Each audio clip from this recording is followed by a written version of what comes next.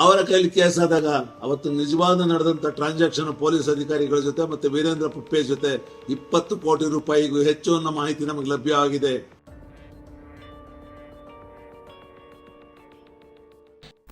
ನಮಸ್ಕಾರ ವೀಕ್ಷಕರೇ, ಹಿಮಾಗ್ನಿ ಯೂಟ್ಯೂಬ್ ಚಾನೆಲ್ಗೆ ನಿಮಗೆಲ್ಲ ಸ್ವಾಗತ. ನಾನು ಲಕ್ಷ್ಮೀಸಾಗರ ಸ್ವಾಮಿಗೌಡ, ನಿಮ್ಮ ಮನೆ ಮಗ ಮಾತಾಡ್ತಾ ಇದ್ದೀನಿ. ನೀವು ಇದುವರೆಗೆ ಹಿಮಾಗ್ನಿ ಯೂಟ್ಯೂಬ್ ಚಾನಲ್ನ ಸಬ್ಸ್ಕ್ರೈಬ್ ಮಾಡ್ಕೊಳ್ಳಿಲ್ಲ ಅಂದರೆ ದಯಮಾಡಿ ಸಬ್ಸ್ಕ್ರೈಬ್ ಮಾಡಿ, ಬೆಲ್ ಬಟನ್ ಒತ್ತಿ. ಸ್ನೇಹಿತರೆ, ನಿನ್ನೆ ನಾನು ವೀರೇಂದ್ರ ಅಲಿಯಾಸ್ ಪಪ್ಪಿಯ ಕುರಿತು ಏನು ಒಂದು ವಿಡಿಯೋ ಮಾಡಿದೆ. ಆ ವಿಡಿಯೋಗೆ ನಿರೀಕ್ಷೆಗೂ ಮೀರಿ ಪ್ರತಿಕ್ರಿಯೆ ವ್ಯಕ್ತವಾಗ್ತಾ ಇದೆ. ಹೌದು ಸ್ನೇಹಿತರೆ, ನಿಜವಾಗ್ಲೂ ನಾನು ಎಲ್ಲೋ ಒಂದು ಕಡೆ ವೀರೇಂದ್ರ ಅಲಿಯಾಸ್ ಪಪ್ಪಿಯ ಕುರಿತು ಜನಗಳಿಗೆ ಗೊತ್ತಿರದೇ ಇರತಕ್ಕಂಥ ಮಾಹಿತಿಯನ್ನು ನಾನು ನೀಡಿದ್ದೀನೇನೋ ಅನ್ನೋ ಒಂದು ಕುತೂಹಲ ಕಾರಣವಾದಾಗ ನನಗೆ ಪದೇ ಪದೇ ಪದೇ ದುಬೈನಿಂದ ಕಾಲುಗಳು ಬರ್ದಾಗ ಶುರು ಆಗ್ತವೆ. ಆ ಬಂದಂಥ ಕಾಲುಗಳಲ್ಲಿ ಕೆಲವರು ಏನು ಈ ವೀರೇಂದ್ರ ಅಲಿಯಾಸ್ ಪಪ್ಪಿ ಅಲ್ಲಿನ ಜಯೀದಾ ರೋಡ್ನಲ್ಲಿ ಇರ್ತಕ್ಕಂಥ ಶೇಖ್ ಜಯೀದಾ ರೋಡ್ನಲ್ಲಿ ಇರ್ತಕ್ಕಂಥ ಆಲ್ಮೋನ್ ಟವರ್ 1 ನಲ್ಲಿ ಇರೋಂಥ ಆಫೀಸ್ನಲ್ಲಿ ಏನು ಕೆಲಸ ಮಾಡ್ತಾ ಇದ್ದಾನೆ, ಆ ಕೆಲಸಗಾರರ ಕಷ್ಟ ಏನು, ಅವರು ಯಾರು, ಎಲ್ಲಿಂದ ಬಂದರು, ಅವರ ಯಾರಲ್ಲಿಗೆ ಅವರು ಸರಬರಾಜು ಮಾಡಿದವರು, ಯಾರ್ಯಾರ ಲಿಂಕ್ ಇದೆ ಅನ್ನೋದನ್ನ ತಿಳಿತಾ ಹೋದಾಗ ಬಗೆದಷ್ಟು ಅದು ಅತ್ಯಂತ ತೀವ್ರ ಕುತೂಹಲವನ್ನು ಕೇಳಿಸ್ಕೊಂಡು ಹೋಗ್ತಾ ಇದೆ. ಸ್ನೇಹಿತರೆ, ಹೌದು, ಪಪ್ಪಿ ಅಲಿಯಾಸ್ ವೀರೇಂದ್ರ ಏನು ಕಡಿಮೆ ಪಾತಕ್ಕೆ ಅಲ್ಲ. ಈ ಹಿಂದೆ ಚಿತ್ರದುರ್ಗದ SP ಆಗಿದ್ದ ಅನುಚೇತ್ರ ಅವರು ಮೊದಲ ಬಾರಿಗೆ ಇವನ ಹೆಡಮರಿಗೆ ಕಟ್ಟಿ ಜೈಲಿಗೆ ಕಳಿಸಿದ್ರು.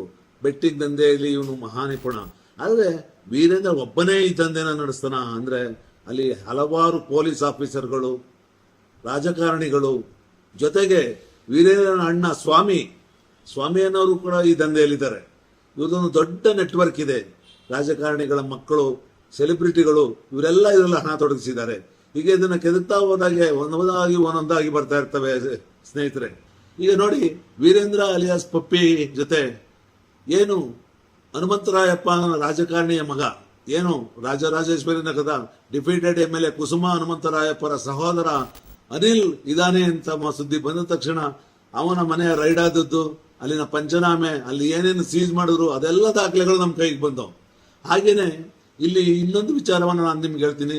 ನಾನು ಇಲ್ಲಿ ಸೂರಜ್ ಅಲಿಯಾಸ್ ಪುಟ್ಟಿ ಅಂತ ಒಬ್ಬರ ಹೆಸರು ಹೇಳಿದೆ. ಈತ ಮೂಲತಃ ಕೇಳಿದವನು, ಆದ್ರೆ ಈತ ಇದ್ದದ್ದು ದಾವಣಗೆರೆಯಲ್ಲಿ.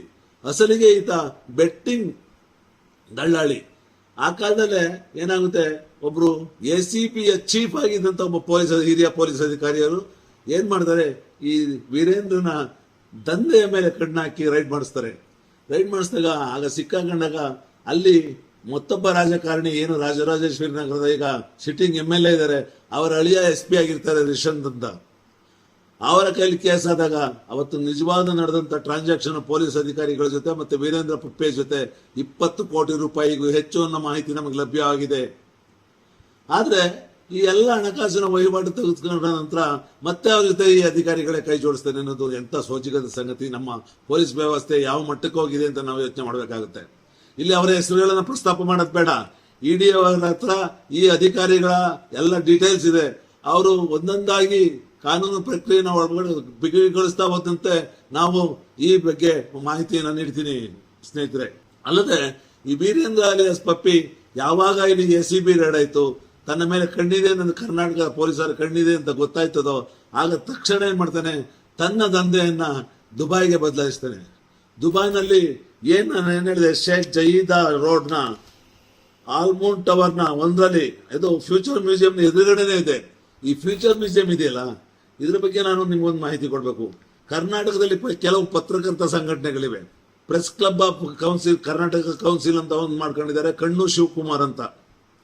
ಅವರು ಈ ಎಲ್ಲ ಪ್ರತಿಷ್ಠಿತ ಏನು ಸಭೆ ಸಮಾರಂಭಗಳನ್ನ ನಡೆಸೋದು ದುಬೈನ ಈ ಏನು ಫ್ಯೂಚರ್ ಮ್ಯೂಸಿಯಂನ ಆವರಣದಲ್ಲಿ. ಇಲ್ಲಿಗೆ ದುಡ್ಡು ಯಾರು ಕೊಡ್ತಾ ಇದ್ದಾರೆ ನೋಡಿದ್ರೆ, ಅಲ್ಲಿಗೆ ಡಾನರು, ಸನ್ಮಾನ್ಯ ಸ್ಪಾನ್ಸರು ಈ ವೀರೇಂದ್ರ ಅಲಿಯಾಸ್ ಪಪ್ಪಿ. ಅಂದ್ರೆ ಎಂಥ ಪತ್ರಕರ್ತರಿಗೆ ಎಂಥ ಹೀನ ಸ್ಥಿತಿ ಬಂದಿದ್ದಾರೆ ನೋಡಿ ಈ ಪತ್ರಕರ್ತರುಗಳು. ನಾಚಿಕೆ ಆಗ್ಬೇಕು ಇವ್ರಿಗೆಲ್ಲ. ಇಷ್ಟೆಲ್ಲ ಆದ್ಮೇಲೆ ಒಂದಷ್ಟು ದಾಖಲೆಗಳೊಂದಿಗೆ ನಾಳೆ ಮತ್ತೆ ನಿಮ್ಮ ಮುಂದೆ ಬರ್ತೀನಿ. ಅಲ್ಲಿವರೆಗೆ ನಮಸ್ಕಾರ. ದಯಮಾಡಿ ಹಿಮಾಗ್ನಿ ಯೂಟ್ಯೂಬ್ ಚಾನೆಲ್ನ ಸಬ್ಸ್ಕ್ರೈಬ್ ಮಾಡಿ, ಬೆಲ್ ಬಟನ್ ಒತ್ತಿ. ನಮಸ್ಕಾರ ವೀಕ್ಷಕರೇ.